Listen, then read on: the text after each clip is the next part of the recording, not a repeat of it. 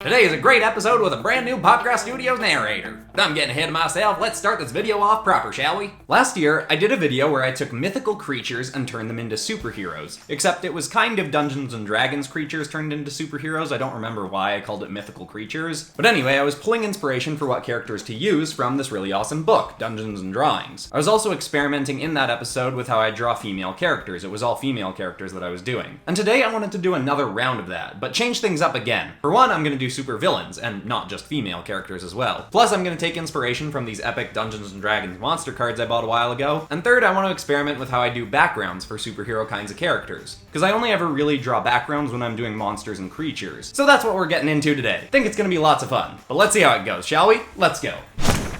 Hit like, if you want. Subscribe, if you feel like. But either way, enjoy the show. Well, hey there, y'all. I am a herald of the great game master Eloise Ludum from Dimension Z009. I mean, I'm more of a seeker and a researcher than a herald, but since my name is Herald, she likes referring to me as Herald the Herald. She thinks it's pretty funny, and I'm inclined to agree. Boy, she is great. Anyway, my job is to go around to different universes and find only the best of the best contestants for the Multiverse Games competitions she puts on for other overseers, giving champions from all around the multiverse the chance to prove their stuff.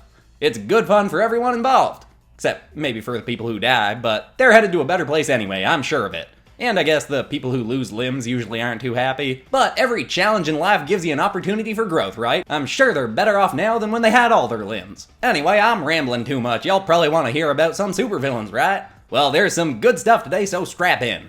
Eloise wanted me to go and find some of the fiercest villains this side of anywhere, so I marched myself straight down to Dimension D749. I'd heard stories about a mad scientist sort of lady from that universe's Earth who'd whipped up some mighty nasty folks who'd be perfect. They'd be just right to step up our game for the next competition and put on an even better show than we did with the Apocalypse Dome, which is a tall order because that was a mighty fine show, but I know we can do it. Anyway, this villain-making machine of a lady from D749 just happens to be referred to by locals as the Dungeon Master, because she does all her work on this old, grimy castle on an island that none of the world's authorities have jurisdiction on. I'm a herald for a game master, might as well go to a dungeon master for some villains, right? Anyway, she has this open invitation to her world's on-the-run criminals that if they can make it to her island alive, she'll happily do experiments on them to grant them incredible superhuman powers. I really dug a whole bunch of these folks, and one of my absolute favorites was this fine gentleman, Terrence Flask. The guy got to her island in a stolen yacht, and she really stepped it up with his powers. They're nothing flashy, you know, he got super strength, super speed, durability, nothing really fancy. But man, did he get big, and boy does he look mighty sharp in the super suit she made for him. She turned him into the great villain Tarrasque the Titan, and there is nobody quite like him. He's been on so many unstoppable rampages now that just the very sight of him will strike fear into even the burliest gentleman around. Chuck Norris himself would be quaking in his boots looking at this guy. He's got a real frightful presence about him. Honestly, I don't even know how tough this guy is. A team of the world's heroes did manage to wear him down enough that he had to hibernate for a little bit, but that was only a temporary solution. They locked him up behind so many bars and walls he might as well have been in the center of the earth. But when this big boy woke up, he tore through every barrier like it was tissue paper. Honestly, he's so tough that I'm actually worried to even suggest him to Eloise as a contender. I don't know if I'll be able to find enough folks as tough as him to make it a real fight for the big guy, but I sure am willing to try. But of course, the overseer from this universe has to be okay with us using one of their champions. So I gotta look through a few more before I make my final decision of who we want most. Let's keep looking, shall we?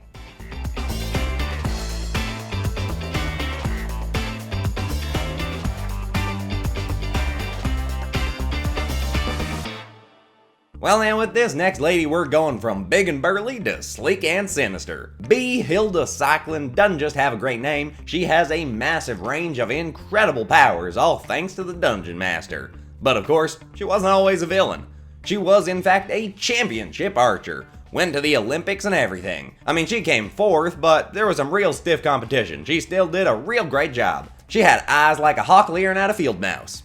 Till the day of the accident, that is. She was just out walking one day, minding her own business, when a villain bolted right on past her after robbing a bank. I didn't even know villains still did that, but weirder things happen all over the multiverse every day, so who am I to judge? Anyway, this hero named the Silver Warlock, who was a bit reckless with his powers, runs in and shoots a massive burst of blinding light from his chest. Was just supposed to disorient the villain, and it did. He had a base level durability that protected him from any significant damage from the light, but the light was so blinding that it totally vaporized poor Behilda's retinas. Her hawk-like vision was completely gone in an instant. Now old Behilda, even before this terrible incident, had always had a bit of a temper. Wasn't the nicest shooter in the gallery if you catch my swing. And you pair a grouchy person with a terrible situation, that can cause a real kerfuffle. She was obviously real mad and wanted Warlock locked up. Oh, that's fun to say. Warlock locked up. Sorry, anyway, he was protected by some admittedly questionable protector laws that had been passed for superheroes. Since he'd stopped a villain and served an apparent public service, he was let off with a slap on the wrist. I mean, not literally a slap on the wrist, can you imagine? He's a superhero, he wouldn't even feel that. They'd have to get some Superman to do these slaps on the wrist to actually be punishment for most superheroes. But anyway, Behilda was obviously mad as a bear in a bushfire and wanted revenge. She did a bit of researching of heroes and villains to see what other route she could take to her vengeance, and that's when she heard that all the toughest villains were getting their powers and gear from, you guessed it, the Dungeon Master. Behilda originally hadn't planned to be a villain, but she did want the power to take down the hero who'd blinded her, so she paid an arm and a leg to get a shady boatman to take her out to the Dungeon Master's castle.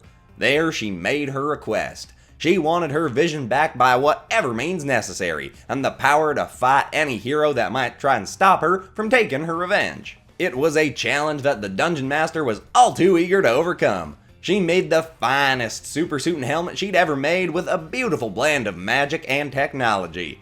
See, she's one of those, artificers. People who can make stuff with sorcery and machines. Anyway, as long as Behilda wears the suit, she can float through the air like a plastic bag drifting through the wind. And, most important, she has her vision back. But not just back, she's got beyond supervision. She has one massive mechanical eye right in the center of her forehead, and then another 10 that can all float around her body. She can see through all of them in any direction, so she always knows what's coming for her. And even better than that, she can shoot magical rays and beams out of each one. She can shoot a sleep ray, telekinesis ray, even a death ray. Whole bunch of different rays and beams. Lots of fun. But the final touch on this suit was her main eye projects some kind of anti-magic beam that stops other people's magic from working on her, which was particularly useful for her revenge plan because Silver Warlock's powers were totally magic-based. Anyway, long story short, she got her revenge on the reckless hero and got a bit of a taste for the incredible power she now possessed. So she kept using it to take whatever she wanted and kill any hero that she thought didn't deserve to run around saving people and getting public praise. To me, she sounds like a perfect candidate for a round in the arena. But there was one more villain that I highly considered as an option for Eloise's next competition.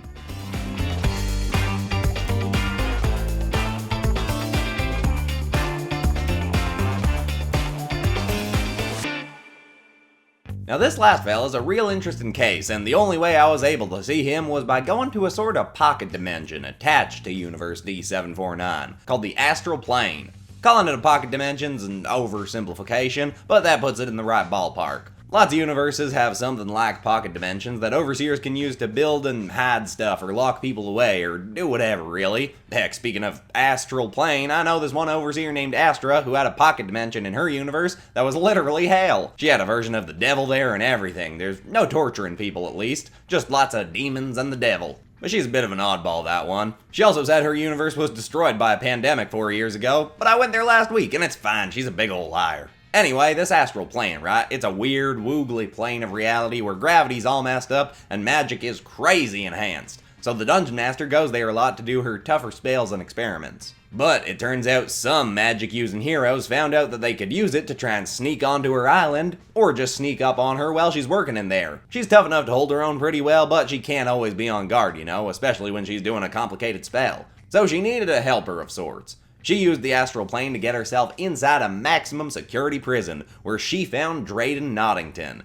He was a killer and criminal with such a massive backlog of crimes that he'd been given infinite life sentences and had a tracking chip placed in his head to make sure that whenever he escaped, which was quite often, they could find him easily and lock him up again. The Dungeon Master had heard of him and came to his cell at night to offer him a deal.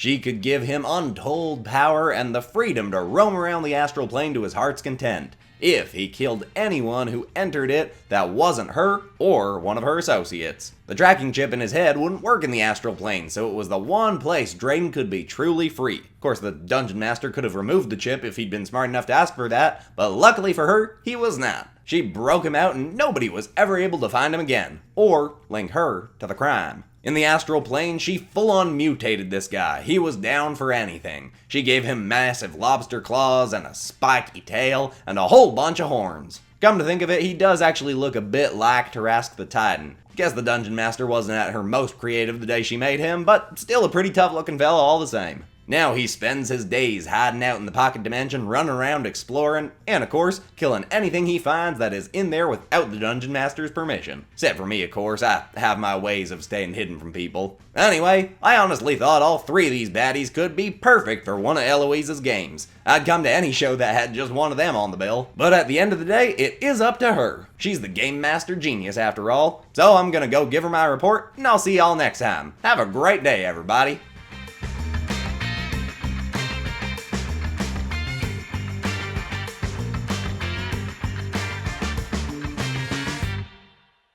Boy, she is great.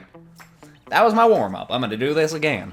Herald. Herald's got the voice. I'm just a ripoff of Ted Lasso, but I'm gonna do this anyway because it's lots of fun. I do wonder what it would be like if Herald the Herald had a conversation with Benny Sharp.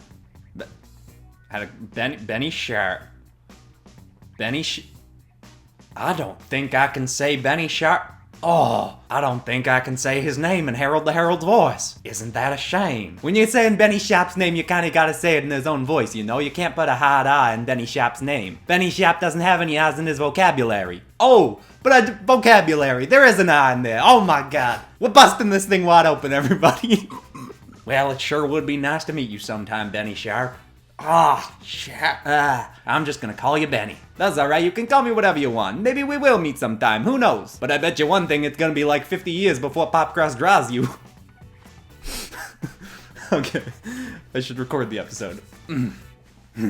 I would absolutely call this video a rousing success. I'm very pleased with how all of this turned out. And it got me hyped to do more supervillain and D&D stuff. It's been a while since I did a video set in the PopCross D&D universe. Probably should get back to that. Maybe I will have to do that Plants vs. Zombies D&D episode. And don't worry, I haven't forgot about the SCP Supervillains episode that is still coming. I've just had tons of different videos that I needed to get to, and different time frames that I can work in. That video's still coming, don't worry. But anyway, if you're new to the channel, maybe check out the Mythical Creatures as Superheroes episode from last year, or check out any of my D&D episodes. I've got a bunch of Overwatch D&D episodes, a bunch of Batman D&D episodes, put lots of things in D&D before. Go poking around. But besides that, that's all for today. I'm Christian Pearson. This has been PopCross Studios, home of the nerdy start videos on YouTube. Thank you so much for watching, everybody, and I will see you all in the next video on Friday, which is the community redraw. Excited for that. Anyway, goodbye.